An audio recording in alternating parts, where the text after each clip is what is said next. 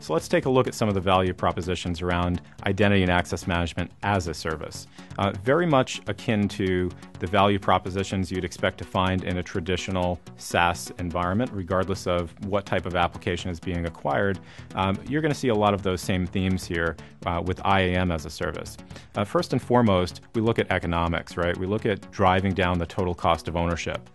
Deploying identity and access management infrastructure specifically for a mid-market organization might be a scary or daunting proposition.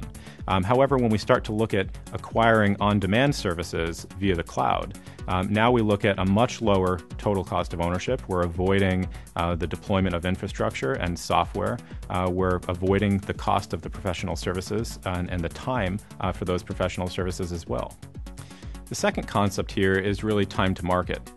So when we look at expediting identity and access management infrastructure, there may be repercussions throughout the organization for applications that are dependent upon the deployment of that IAM infrastructure. So being able to take a deployment down from 12 months to 3 months or 2 years down to 6 months may have significant advantages for an organization that's looking for a first mover advantage.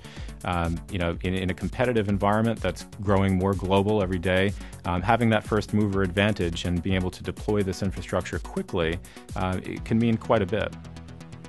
One of the next concepts here is agility. And beyond the first deployment, the ability to keep up with the times and quickly maneuver in your IAM infrastructure becomes important as well.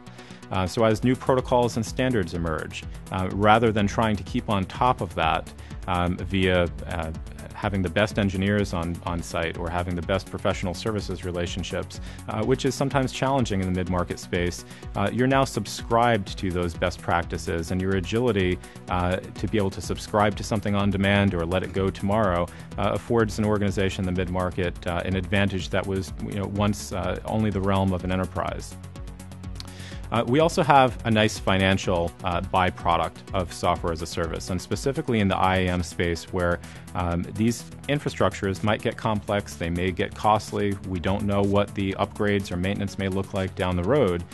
The ability to have a fixed or locked subscription contract that allows an organization to pre-plan or forecast their operating expenses for the next 2, 3, 4, 5 years may give you significant advantage over an organization that needs to budget an unknown quantity for things like a product upgrade or an infrastructure upgrade.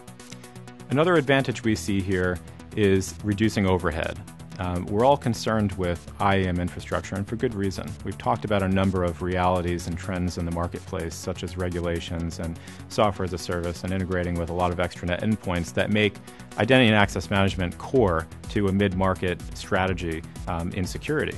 However, acquiring, retaining, and training those types of skills, either organically or acquiring them externally, is easier said than done sometimes. So the ability to utilize IAM as a service eliminates the need for the acquisition, training, and retention of specialized skills that may be hard to come by. Last but not least, we talked about regulations and the importance of those regulations. Internally, an organization is responsible for remaining compliant, understanding the ins and outs of regulations such as PCI or SOX or GLBA or HIPAA. Externally, an organization gets to rely upon an IAM service that has SLAs that control regulatory issues or control compliance, or basically compliance on demand, if you will, with areas of concern for that organization.